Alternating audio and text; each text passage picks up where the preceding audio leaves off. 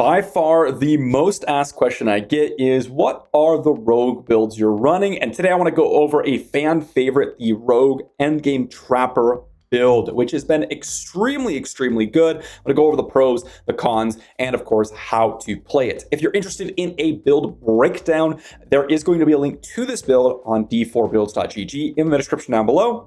Let's get into it. And if you enjoy the build or the videos on this channel, be sure to drop a sub. There's only 11% of you watching that are subscribed, and it really does help out. So diving into the skills here, I want to talk about each skill and why we're using it, but I'm not going to go super in depth into every minutia because I'm going to be showcasing the build later on in this video.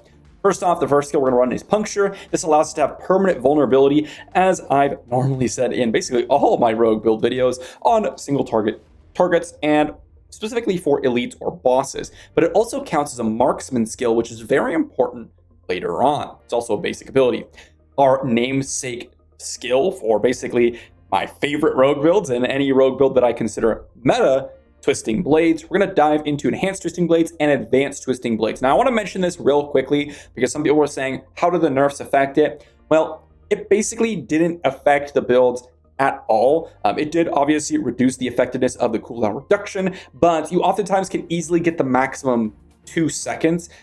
And so it only realistically reduced the cooldown reduction per Twisting Blades by 1 second. And when you're spamming it, 1 second doesn't really change a whole lot. It obviously is a lot less cooldowns in general that you get to spend, but overall, it didn't really change how powerful Twisting Blades is comparatively to every other spec in the game. Next skill is going to be Dash and Shadow Step here.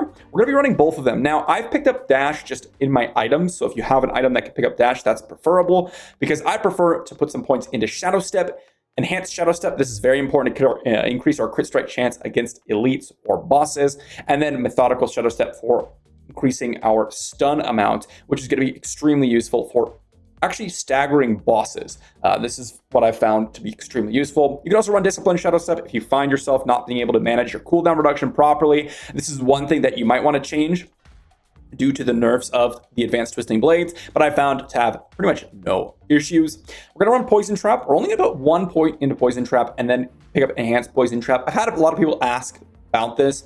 Yes, you can put additional points into Poison Trap. The issue is it doesn't really get you all that much more damage. Why? Because you have to have people in the area for 9 seconds to get the maximum effectiveness of this.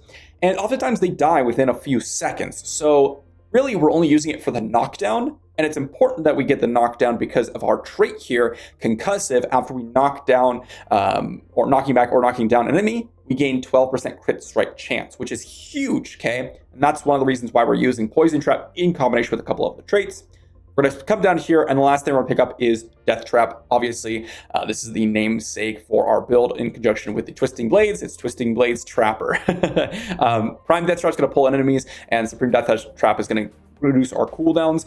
As for our key passive here, we have Exposure. Whenever we deal direct damage with a trap, we're going to have a 25% chance with a lucky hit to reduce the active cooldowns of our trap skills by 20% and drop a cluster of exploding stun grenades. So really, we're looking for the cooldown reduction. And essentially the way this build works is we're going to be placing our traps, and then we're going to be spamming Twisting Blades. Spam, spam, spam, spam, spam, spam. And then with a few other options in our gear and a few other traits, we're just going to be absolutely powering through. For example, you have damage reduction with the building toxin, some extra poison damage, and some extra attack speed. We have additional ways to get energy from lucky hits, and also just increasing our lucky hit chance, which works with a lot of our legendary items and our exposure. We have Trap Mastery, which whenever poison or death trap activates, we gain increased critical strike chance against vulnerable targets, which we are going to permanently vulnerable with our glyph, with our basic, and with our legendary aspects. We have Aftermath for a little bit of restoration on energy. You can actually pull a point from something else up here, for example, extra damage or whatever, to put another point into Aftermath, which I find to be actually quite useful as we start to approach. In fact, I oftentimes take a point from haste into Aftermath, and this is very good, simply for the fact that with the Twisting Blades nerfs, you oftentimes will kind of want this extra energy to cycle back around to another death trap. So you basically use a death trap, get the energy, and then use that energy to get another death trap with a cooldown reduction. And then a few other things here. Another really important combo is going to be the concussive, as I mentioned, but also trick attacks with the rapid gambits.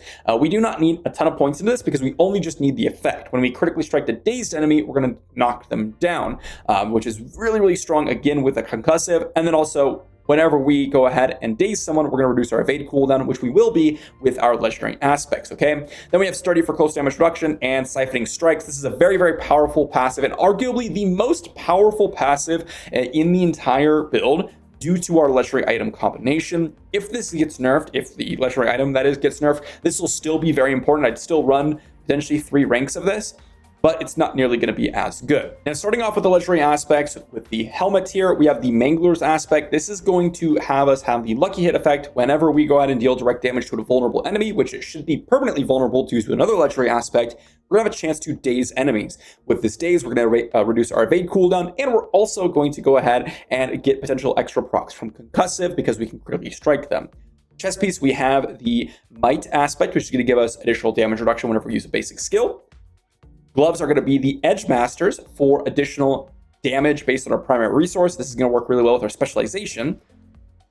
Pants. This is the arguably most important piece of this combo in general on every build in the game, you might say. And that is because this basically gives us permanent life because we get basically a second life bar. And with that, a passive that I mentioned earlier that heals whenever we critically strike a close enemy, we now will go ahead and basically have that permanent 76% barrier due to us healing past 100% life. I've actually gone over this combo in a separate video, so if you want a more in-depth look, you can check out that one. Pants, or boots rather, are going to be Ravager's aspect. This is going to give us an additional charge on Shadow Step. This is very important because Shadow Step, for those of you that don't know, is actually an unstoppable ability, meaning that it breaks CC. So with Twisting Blades, cooldown reduction, and double charge on Shadow Step, you basically have permanent CC break whenever you need it. Now into the bow here. This is very important because this is the one that gives us a 2x effectiveness on whatever aspect we put in here. We want Blade Dancers. Blade Dancers is going to give us massive damage increasing on our Blade Dancers and going to make it an AoE. On our amulet, this is also another very important one because it's going to give a 50% effectiveness to whatever aspect we put in here. And we're actually going to put the aspect of Disobedience in here for 50% effectiveness on the armor stacking. This is very important. You might say, like, why are you putting that on instead of a damage dealing one? Don't you want more damage? Yes, you can put damage, but with this build and with Temerity, actually one of the big strengths is its survivability. And so adding a Disobedience aspect on the necklace is going to massively increase that once again. And with very high amounts of armor here, you're going to get massive value out of the aspect of Disobedience. On the ring, we have Blast Trappers, which is going to give us additional chances to apply vulnerable on lucky hits whenever you deal damage to enemies affected by our traps. We also have Vengeful Ring, the aspect here, which is going to basically give us a chance to get increased critical strike chance whenever we make an enemy vulnerable with a lucky hit, right? So whenever we lucky hit, apply the vulnerable, gives us a 46% chance to grant that extra critical strike damage, which is important because, as I mentioned with a couple of passives here, we get extra healing with critical strikes. We also get some extra value overall, and our focus from our damage is going to be critical strike damage. As for the weapons here, we actually have a couple ones that are a bit more interesting. We have Accelerating aspect, which is going to give us additional attack speed with our critical strikes with our core skills rather, and this is very nice to just ramp out additional basics, additional twisting blades, etc. And lastly, and this is the one that's really interesting because with Temerity, we have Permanent Barrier, which means we can actually run the Conceited aspect, which just straight up gives us a 25% increased damage, period. Because we're going to have Barrier permanently up due to Temerity. This is actually a really powerful one. Now, as for gems and stats, one thing you're really going to want to do is rubies in your armor pieces, skulls in your jewelry, and then emeralds in your weapons. The reason why we're running rubies in our gear piece is because this is going to give us additional maximum life. With additional maximum life, our Siphoning Strikes is going to heal us for more, and our barrier from Temerity is going to be increased as well, which is really powerful. On weapons, we're running emeralds because we want critical strike damage to vulnerable enemies. This is basically permanent because we will permanently keep up vulnerable with our Paragon and with our Blast Trappers aspect, okay? On top of that, we're going to run skulls in the jewelry for additional armor, allowing us to even ramp up further with the aspect of disobedience. Now, one thing about the skulls and the aspect of disobedience on the necklace, you can potentially change this around based on how high your armor is, because armor does get some diminishing returns with more armor you have. So at some point, putting skulls in here might not be the play, and you might want to go with potentially diamonds for additional resistance to all elements. Now let's talk stats real briefly here. Now I could go in depth into this, but I have showcased my gear so you guys can kind of follow that along. A couple of really, really important ones to showcase is the helmet and the boots for additional energy cost reduction and cooldown reduction. It's going to be extremely valuable. Same with the ammo. You can get energy cost reduction over here. Okay. And then cooldown reduction, as I mentioned, is going to be extremely impactful for the death trap and the poison trap. Getting cooldown reduction is going to allow us to spam out death trap even further and allowing us to kind of get our energy back, which allows us to spam more twisting blades out, which is extremely important. Other than that, any sort of maximum life roll / total armor is going to be really, really good. On your gloves and your rings here, you absolutely want critical strike chance. If you do not have critical strike chance, it is basically useless, okay? On top of that, with the gauntlets, you really, really want Twisting Blades rank. If you do not have it, then you're also going to massively reduce your power. And as I mentioned, you're going to get that critical strike chance on your rings as well. On the pants, these are the same because they're unique, so there's not really much you can do about that. The boots, I like to get ranks of dash and then any sort of energy cost reduction I could possibly get, allowing us to spam out more Twisting Blades. You can see here the energy cost does get reduced quite significantly, and getting the extra ranks of dash is going to allow us to save that skill point so we can use it somewhere else. On top of all these stats and things I mentioned so far, your amulet can actually roll some unique passives, which makes it really, really powerful. And oftentimes you want critical strike damage where you can get it, especially in your weapons, okay? Now, my crossbow, you want to run a crossbow. Why do you want to run a crossbow? Well, because it gives you a static amount of vulnerable damage in the stat menu right underneath the damage per second stat. That's why it's super important. On top of that, we have the core skill damage, vulnerable damage here. Vulnerable damage is going to be super important. Close damage is also really nice. And same with these weapons over here. You can see critical strike damage for your swords, or close damage for the daggers. You can also, just in general, I would prefer critical strike damage on my stats if I can get it. But oftentimes daggers can potentially be a little bit better due to the higher attack speed. But swords also work with weapon mastery better, so depending on how your build's set up. And of course, it might be just a little bit more difficult to find what you're looking for. But overall, critical strike damage, close damage, that type of stuff, it's going to be very, very powerful as well. That's the gear. Let's dive into the Paragon. Now, as for specialization and Paragon, we're going to be using specialization because we are going to be marking enemies, and we hit them, we're going to get the energy, potential unlimited energy when we hit enough of them. And because of the AoE skills, we're going to hit so often and so many that we're almost always going to hit that target. One thing about the gear as well is if you do get a Shaco, you can potentially put that in the helmet, and you can change around the Mangler's aspect to make it work. And the aspect of might can be dropped, which is very, very powerful. Paragon here. I'm going to show this in the D4 builds because I do not have max level. If you have max level, then obviously you can go for all of it. I'm not going to go through all of it here, but I do want to mention the glyphs and some of the legendary nodes that I want to take. So the first glyph that we're going to be running is Closer, and the main reason for this is the additional bonus. We're going to get 10% reduced damage, period, when wielding a melee weapon. That's going to be a massive amount of damage reduction. Combat here is the second one, and this is going to give us additional critical strike damage off of our core skills, that's pretty much the main way we're dealing damage, especially with all the crit strike chance increasing, and we're also going to get some of our energy back whenever we go ahead and crit strike. Legendary node here, Deadly Ambush, 22.5% increased critical strike damage to enemies affected by our trap skills. Very powerful legendary node. Next glyph is going to be Exploit. This one is arguably the most important glyph in the build, and so when you're running this, you kind of want to slot it in early and just get the effect as soon as you possibly can, because when we damage an enemy, we get them vulnerable. We make them vulnerable for 3 seconds. This means that AoE skills make AoE vulnerable for the first hit, which is very, very important for clearing out trash. And of course, vulnerable damage is just a really, really high scaling damage multiplier. Cheap Shot is going to be our legendary node here. We're going to pick that up for additional damage against crowd control. And also, we have the Tricks of the Trade one, as well as the Turf glyph. The Tricks of the Trade is pretty massive. As I mentioned earlier, our Puncture counts as a marksman skill. Whenever we use Puncture, we're going to get a Cutthroat skill, which is Twisting Blades, extra 25% increased damage. Same thing goes for the basic, but the basic doesn't really do much.